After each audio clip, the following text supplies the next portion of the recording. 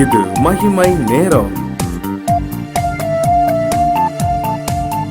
மகிமை டிவி நேயர்களுக்கு என் அன்பின் வாழ்த்துக்கள். கடந்த நாட்களாக நாம் வெளியேற பெற்றவர்கள் என்பதை பார்த்தோம்.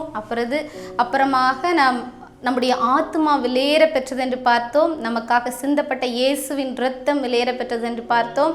அதன் பின்பாக தேவனுடைய வசனங்கள், அவருடைய விசுவாசம், அவர் மேல் வைத்திருக்கிற விசுவாசம் எல்லாமே வெளியேற பெற்றது என்று பார்த்தோம். இன்றைக்கு தேவனுடைய அபிஷேகம் வெளியேற பெற்றது. நிறைய பேர் நினைப்போம் அபிஷேகம் தேவையில்லை அப்படின்னு சொல்லி. ஆனால் இந்த உலகத்தின் பாடுகள், உபத்திரவங்கள் எல்லாவற்றையும் தாண்டி செல்வதற்கு நமக்கு என்ன தேவை அப்படின்னா அபிஷேகம். தேவனுடைய அபிஷேகம் நம்ம கடந்து வரும்போது, நம்ம புடமிடப்பட்டு கொண்டிருக்கும் போது, தேவனுடைய சாயல் நம்மிடத்தில் கொஞ்சம் கொஞ்சமாக மாறுவதற்கு அந்த அபிஷேக பலன், அந்த வல்லமை நம்மளை தாங்குகின்ற ஒன்றாக, நம்மை தூக்கி பிடிப்பதற்காக, நம்மை ஏந்துவதற்காக என்ன செய்கிறது? அது கடந்து வருகிறது.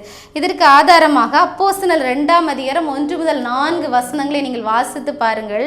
அவங்க என்ன செய்றாங்க? அப்போஸ்தலர்கள் என்ன செய்றாங்க? மேல் அறையை பூட்டி கொண்டு என்ன செய்றாங்க? இருக்காங்க. தேவன் மரித்தார், அடக்கம் பண்ணப்பட்டார், உயிரோடு எழும்பி 40 நாள் அளவும் காணப்பட்டார். அதற்கு பிறகு எடுத்துக்கொள்ளப்பட்டார். அப்புறம் போயிட்டு அவர் சொல்கிறாரு, நான் என்ன செய்வேன்? நான் அனுப்புவேன், பர்சாவை அனுப்புவேன்னு சொல்கிறார். அதே போல் அவங்க கூடி இருந்து ஜெபிச்சுக்கிட்டு இருக்காங்க. கிட்டத்தட்ட 120 சீஷர்கள் என்ன செய்கிறாங்க? மேல் வீட்டு அறையில் கூடி ஜெபிச்சுட்டு இருக்காங்க. அவங்க எல்லாரும் யாருக்கு பயந்து இருக்காங்க? வெளியே இருக்க யூதருக்கு பயந்து ஜன்னல் கதவு எல்லாவற்றையும் அடைத்துட்டு உள்ள இருந்து என்ன செஞ்சுட்டு இருக்காங்க? ஜெபிச்சுட்டு இருக்கும்போது அங்கே என்ன செய்கிறது? அபிஷேக காற்று உள்ள வருது பாருங்க. அந்த காற்று வரும்போது, சர்வ வல்லவரின் காற்று உங்கள் மேல் வீசும்போது, ஆவியிலும் ஆத்மாவிலும் ஒரு பெரிய மாறுதல் நமக்கு என்ன செய்கிறது? உண்டாருது. வெளியே நின்று கேட்குறவங்க பார்க்காங்க, என்ன அவன் என் பாஷையில் பேசுகிறான், அவன் உன் பாஷையில் பேசுகிறான், அவனுக்கு எழுத படிக்க தெரியாத அப்படின்னு சொல்லி என்ன செய்கிறாங்க? சொல்கிறாங்க. அப்போ தேவனுடைய காற்று நமக்குள்ளே வரும்போது நம்ம என்ன செய்கிறோம்? ஞானிகளாக மாற்றப்படுகிறோம். நமக்கு என்ன ஞானம் தேவை, என்ன வழிநடத்தல் தேவை, என்ன கனி தேவை, நம்ம இடத்துல இருக்கிற பலவீனங்கள் நீங்க போயிரும் பாருங்க. நிறைய நேரத்தில் நம்ம சோர்வடைந்து பலவீனப்பட்டு என்னால் முடியாது அப்படின்னு சோர்ந்து இருக்கும்போது, நீங்கள் ஜெபிக்கும் போது அந்த அபிஷேகம் உங்களுக்கு கடந்து வரும்போது, இந்த பலவீனங்கள், இந்த சோர்வுகள், இந்த எரிச்சல்கள் எல்லாம் என்ன செய்யறோம்? மாறி போயிடும். அப்போது அபிஷேகம் ஒரு மனிதனின் வாழ்க்கையில் மிக மிக மிக அவசியம். நீங்கள் விரும்பி கேட்கும்போது தேவன் உங்களை என்ன செய்கிறாருன்னா அபிஷேகிக்கிறார். தாகமுள்ளவனுக்கு தான் என்ன செய்யும்? கொடுக்கப்படும். அந்த அபிஷேகம் நீங்கள் எவ்வளோக்கெல்லாம் விரும்பி கேட்குறீங்களோ அது உங்களை அப்படியே நிரப்பும் போது நம்ம என்ன செய்கிறோம்? இந்த உலகத்தில் உள்ள எல்லா காரியங்களும் நீங்கி நம்மளை விசேஷித்த பலத்தினாலும், விசேஷித்த ஞானத்தினாலும், விசேஷித்த சக்தினாலும் நிரப்பி நம்மளை உயர கொண்டு போகிறதுக்கு இந்த அபிஷேகம் நமக்கு தேவை. நிறைய பேர் சொல்கிறாங்க அபிஷேகம் தேவையில்லைன்னு சொல்கிறாங்க. ஆனால் நீங்கள் வாழ்க்கையில் இந்த இப்போ சத்தானோடு உள்ள போராட்டங்கள், அப்போ வானமண்டலங்களின் சேனைகள், அப்போ சத்ருவின் கிரியைகள் எல்லாவற்றையும் ஜெயிப்பதற்கு, உங்களுக்கு தனியாக நின்று போராடுவதற்கு உங்களுக்கு சக்தி இருக்காது பாருங்கள். உங்களுக்கு தேவனுடைய அபிஷேகம் தேவை. தேவ ஆவியானவர் உங்களுக்கு தேவை. ஆவியானவர் எங்கேயோ அங்கே விடுதலை உண்டு. இந்த ஆவியானவர் உங்களை அபிஷேகப்படுத்தி அவர் உங்களுக்குள்ள கடந்து வரும்போது பாருங்கள், அதில் இருக்கிற மகிழ்ச்சிக்கு அளவே கிடையாது. அப்போஸ்தலனாகிய பவுலை 7 தடவை என்ன செய்கிறாரு? அழகாக கூட்டு போகிறார். 3ஆம் வானம் வரைக்கும் என்ன செய்கிறாரு? கூட்டு போகிறார். அங்கே 3ஆம் வானம் வரைக்கும் என்ன செய்கிறார்? கூட்டு போய் அங்குள்ள காரியங்களை வெளிப்படுத்துகிறாரு. யோவானை பாருங்கள், பரலோக ராஜ்யத்தின் காரியங்களே என்ன செய்கிறார்? வெளிப்படுத்துகிறார். அப்போது இந்த அபிஷேகம் நமக்குள்ளே இருக்கும்போது தான் நம்ம என்ன செய்ய முடியும்? பிற்காலத்தில் நடக்கக்கூடிய காரியங்களை, நமக்கு என்ன நடக்கும் எல்லாவற்றையும் தேவன் நமக்கு என்ன செய்வார்? சொல்லுவாங்க. சில ஊழியக்காரங்களை பாருங்கள், அழகாக சொல்லுவாங்க, வீட்டின் காரியங்களை ஒழுங்குபடுத்த சொல்லிட்டாரு தேவன் என்னை 2 வருஷத்துக்கு முன்னாடி. என்னுடைய காரியங்களெல்லாம் ஒழுங்குபடுத்திட்டேன், நான் இப்போ தேவனுடைய எடுத்துக்கொள்ளுதலுக்கு ஆயத்தமாயிட்டேன், மரண நேரத்துக்கு ஆயத்தமாயிட்டேன்னு சொல்லுவாங்க. உண்மையிலே கேட்கும்போது ரொம்ப ஆச்சரியமாக இருக்கும். என்றைக்கு மரணம் வருதுன்னு யாருக்கும் தெரியாது. ஆனால் தேவ பிள்ளைகளுக்கு எல்லாமே தெரிஞ்சிருக்கும். ஏன்னா தேவன் அவங்க கூட என்ன செய்கிறாரு? பேசுகிறார். அவங்ககிட்ட இருக்கிற அபிஷேகத்தின் மூலமாக தேவன் அவங்களுக்கு வைத்திருக்கிற ஒவ்வொரு காரியத்தையும் அவங்க என்ன செய்கிறது? தெரிந்து கொள்ள முடிகிறது. எல்லாவற்றையும் அவர் சொல்கிறார். தம்முடைய பிள்ளைகளுக்கு சொல்லாமல் எதையுமே அவர் என்ன செய்ய மாட்டார்? செய்ய மாட்டார். இந்த கொள்ளை நோய் வந்திருக்கிறதுக்கு முன்னாடி கூட தேவன் தீர்க்க தரிசனம் வெளிப்படுத்துகிறார். அதை புரிந்து கொள்ள ஞானம் இல்லாத நம்ம என்ன செய்கிறோம்? அது கூடாக கடந்து சொல்லி சில பாடுகளை என்ன செய்கிறோம்? அனுபவிக்க வேண்டியதாக காணப்பட்டோம். இப்போ பாருங்கள், ஒரு விமானத்தை எடுத்துக்கொள்ளுங்க பாருங்க. அது மேலே எழும்பி பறக்கணும்னா அதில் நிறைய சின்ன சின்ன ஃபேன்ஸ், அந்த ஃபேன் இருந்துச்சு ஓடணும். அந்த ப்ரெஷரில் அந்த காற்றை கீழே தள்ளி அந்த விமானம் என்ன செய்யும்? மேலே பறக்கும்.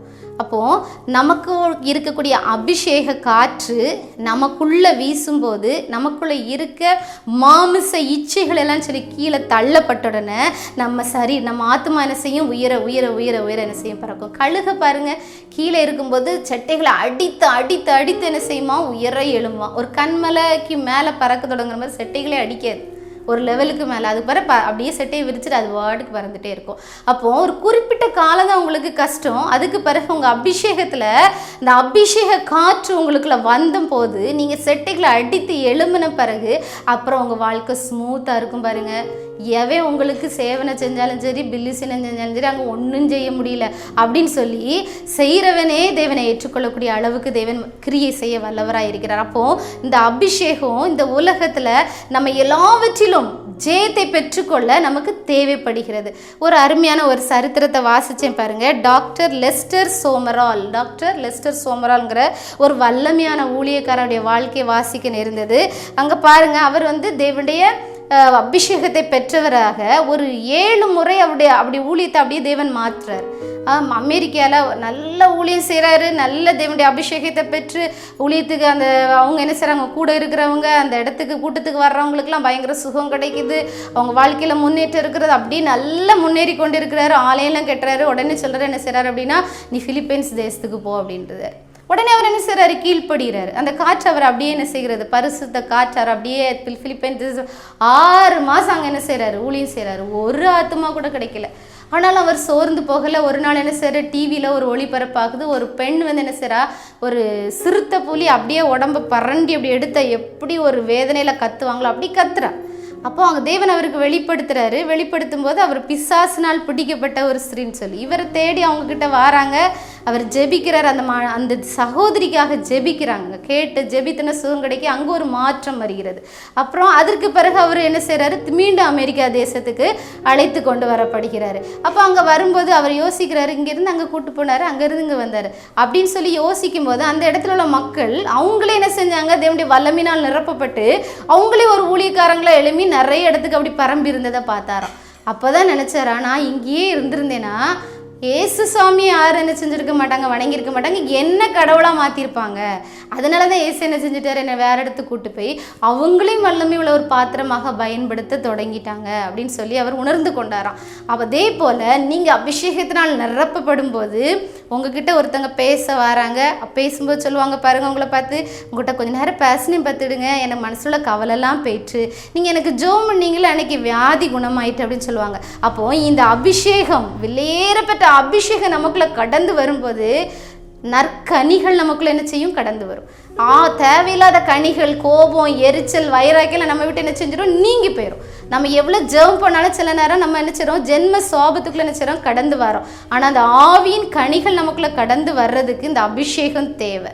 நம்ம ஆவியில் பலப்பட்டாதான் அந்த உலகத்தை நம்ம என்ன செய்யணும், எதிர்த்து நிற்க முடியும். இந்த விலையேறப்பட்ட அபிஷேகத்தை நீங்கள் பெற்றுக்கொள்ளணும். நீங்கள் விரும்பி கேட்டால் தான் உங்களுக்கு என்ன செய்யும், கிடைக்கும். எனக்கு தாங்க என்ன அபிஷேகங்க கடவுளை, எனக்கு இப்படி ஒரு அபிஷேகம் வேணும். நம்ம அங்கங்கே ஓடாமல் வீட்டிலேருந்தே ஜெபித்து நிறைய பேருக்கு நம்ம என்ன செய்யலாம், சாட்சியாக இருக்கலாம். அப்படி அபிஷேகம் கிடைக்க வேண்டும் சொல்லி ஜெபிப்போமா? அன்புள்ள இயேசுவே, இந்த அருமையான வேலைக்காக நன்றியோடு துதிக்கிறோம், சோசரிக்கிறோம். அப்போ உங்களுடைய அபிஷேகம் எங்களுக்கு ஒரு விலையேற அபிஷேகத்தை நீங்கள் எங்களுக்கு தந்திருக்கீங்க ராஜா. நிறைய பேர் நாங்கள் உதாசீனப்படுத்திட்டோம் தகப்பனே. அந்த நாங்கள் தகப்பனே நாங்கள் வேண்டான்னு சொல்லி ஒதுக்குன எங்களை தகப்பனே அப்பா மன்னிங்க ராஜா.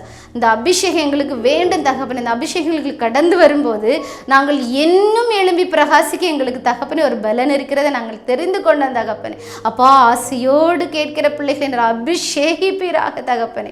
அப்பா இங்கிருந்து நீர் எடுத்துக்கொள்ளப்பட்ட போது சொன்னீரே நான் அனுப்புவேன்னு சொல்லி அந்த பரிசுத்த ஆவி நீர் அனுப்புவீராக தகப்பனே. இப்பொழுதே ஒவ்வொரு பிள்ளைகளோட அபிஷேகத்தில் நிரம்பப்படுவார்களாக ராஜா. இந்த விலையேறப்பட்ட அபிஷேகத்தை பெற்றுக்கொள்வார்களாக தகப்பனே. அப்பா பெற்றுக்கொண்டு தகப்பனே எருசலேமில், யூதாவில், உலகின் சகல இடங்களில் சாட்சிகளாக மாறி நாங்களே தகப்பனே. அதே போல இவர்களையும் அப்போஸ்தலர்களாக மாற்றுவீராக தகப்பனே. இந்த உலகில் சிறந்து ஜொலிக்க தகப்பனே இந்த வருடம் வருடம் ஆசீர்வாதமாக இருக்கத்தக்கதாக இவங்களுக்கு வேண்டிய அபிஷேகத்தை நீர் கட்டளையிட்டு கொடுப்பீராக.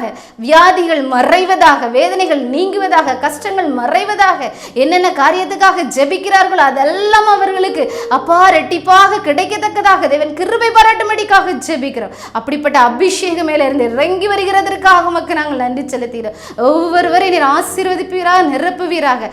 அப்பா நீர் அப்படி செய்கிறதற்காக நன்றி செலுத்துகிறோம். எல்லா துதி கனம் மகிமை உமக்கே செலுத்துகிறோம். இப்ப இயேசு கிறிஸ்து மூலம் ஜெபிக்கிறோம் எங்கள் ஜீவனுள்ள நல்ல பிதாவே, ஆமேன்.